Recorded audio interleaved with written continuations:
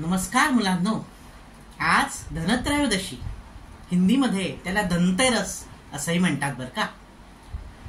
त्रयोदशी म्हणजे 13, अश्विन वद्य त्रयोदशी म्हणजे धनत्रयोदशी म्हणजे आजची तिथी. बरोबर आहे मुलांनो.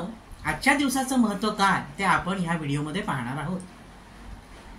देव आणि असुर यांनी समुद्राचं मंथन केलं अमृत मिळवण्यासाठी. मंथन म्हणजे काय तर आपली आई रवीने ताक घुसळते. आपल्याला माहितीये का? तुम्ही कधी पाहिलंय का ताक घुसळताना?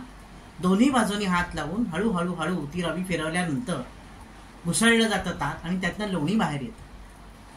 त्याला मंथन म्हणतात. तसंच मुलांनो, तुम्ही अभ्यास करताना सुद्धा तुम्ही तुमच्या विचारांचं मंथन केलं पाहिजे. विचारांची घुसळण केली पाहिजे. विचारांची घुसळण म्हणजे काय तर एखादं गणित तुम्हाला जर सॉल्व्ह करायचं आहे, एखादं सम प्रॉब्लेम सॉल्व्ह करायचा आहे, तो सॉल्व्ह करताना कुठल्या पद्धतीने आपल्याला तो सॉल्व्ह करता येईल याचा विचार केला गेला पाहिजे. आपण जेव्हा विचारांना चालना देऊ ना तेव्हा आपली बुद्धी मुलांना अधिक तल्लख होते. तर देव आणि असुर म्हणजे राक्षस यांनी असं ठरवलं की समुद्र घुसळायचा. बापरे, किती कठीण आहे हे काम. कसा काय घुसळणार बाबा समुद्र हा, आणि कशाच्या सहाय्याने घुसळणार? त्याने मंदराचल पर्वत, मोठा पर्वत होता, त्याची रवी केली. ती मधोमध समुद्राच्या मध्यभागी ठेवली. आणि आता घुसळणार कसं? त्याला दोरी तर पाहिजे, म्हणून वासुकी सर्पाची दोरी गेली. वासुकी सर्प हा महाभयानक महाप्रचंड. देवतांनी त्याचं शेपूट पकडलं आणि असुरांनी म्हणजे राक्षसांनी त्याचं मुख पकडलं आणि त्या मंदराचल पर्वताचं घुसळण सुरू केली. समुद्र घुसळला जाऊ लागला. बराच अवधी गेला. समुद्र घुसळला जातोय. हळूहळू समुद्रातनं एक एक रत्न बाहेर पडायला लागला. त्याच्यामध्ये चंद्र बाहेर पडला, त्याच्यामध्ये उच्चैश्रवा नावाचा घोडा बाहेर पडला, त्याच्यामध्ये ऐरावत बाहेर पडला जो इंद्राचं वाहन. अशी 14 रत्न बाहेर पडली. त्यातलं एक रत्न म्हणजे हे भगवान धन्वंतरी होय. धन्वंतरी हे विष्णूंचे अवतार मानले जातात. ते त्या मंथनातून समुद्राच्या गाभ्यातून तळातून प्रगट झाले. लक्ष्मी प्रगट झाली, चंद्र प्रगट झाला, कालकूट विश्व प्रगट झालं. तसंच हे धन्वंतरी त्यांच्या हातामध्ये अमृताचा कुंभ होता आणि त्याच्यासाठीच हे सर्व केलं होतं देवांनी आणि असुरांनी की अमृत प्राप्त होऊन आपण अमर व्हावं. तर त्या धन्वंतरी जे प्रगट झाले त्यांच्या एका हातात शंख होता, एका हातात चक्र होतं, एका हातात जळू होती आणि एका हातामध्ये अमृताचा कुंभ होता.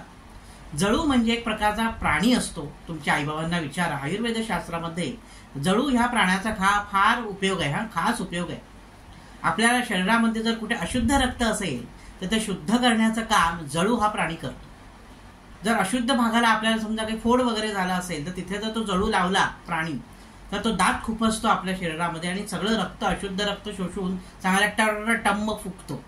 नंतर तो जळू फेकून द्यायचा. अशा प्रकारे एका हातामध्ये जळू आणि एका हातामध्ये अमृताचा कुंभ असा हा धन्वंतरी. आणि मग पुढे देवासुरांनी ते अमृत हिसकावून घेतलं आणि पुढे अमृत वाटप झालं आणि त्याची कथा पुढे खूप मोठी आहे. पण आजच्या दिवसाशी संबंधित अशी धनत्रयोदशीची कथा. धनत्रयोदशी म्हणजे त्या दिवशी आपण ह्या धन्वंतरीची पूजा केली पाहिजे. आणि आयुर्वेद जे वैद्य आहेत, जे डॉक्टर आहेत, ते या धन्वंतरीची पूजा करतात. कारण धन्वंतरी हा आयुर्वेदाचा देव आहे. त्याच्यापासून आयुर्वेद निर्माण झाला असं म्हणतात. तो देवांचा वैद्य आहे म्हणजे देवांचा डॉक्टर आहे धन्वंतरी. त्याच्या हातात अमृताचा कुंभ आहे म्हणजे आपल्याला दीर्घायुष्य प्राप्त होतं, आपल्याला कुठलेही रोग होत नाहीत. म्हणून धन्वंतरीची पूजा करणं हे आजच्या दिवशी महत्वाचं मानलं जातं. त्याचप्रमाणे धनतेरस म्हणजे धनत्रयोदशी म्हणजे धनाची सुद्धा पूजा या दिवशी करतात. अशा प्रकारे आपल्या भारतीय संस्कृतीमध्ये, वैदिक संस्कृतीमध्ये अनेक उत्तम विचार या सणांच्या निमित्ताने मांडण्यात आलेले आहेत. त्यातील धनत्रयोदशी हाही एक महत्वाचा दिवस. नंतर येते नरक चतुर्दशी, त्याच्यानंतर येते अमावस्या, त्याच्यानंतर येते बलिप्रतिपदा आणि त्याच्यानंतर येते यमद्वितीया म्हणजे भाऊबीज. आणि धनत्रयोदशीच्या आदल्या दिवशी असते वसुबारस, त्या दिवशी गाई वासरांची पूजा करतात. तर आजच्या धनत्रयोदशीच्या तुम्हा सर्वांना शुभेच्छा. तुमच्या घरी सुद्धा अशी धनाची वर्षा होऊ दे, म्हणजे भरपूर संपत्ती मिळू दे, चांगल्या मार्गाने संपत्ती मिळवा, खूप खूप मोठे व्हा. तुम्हाला सर्वांना दीपावलीच्या आणि धनत्रयोदशीच्या हार्दिक शुभेच्छा. धन्यवाद.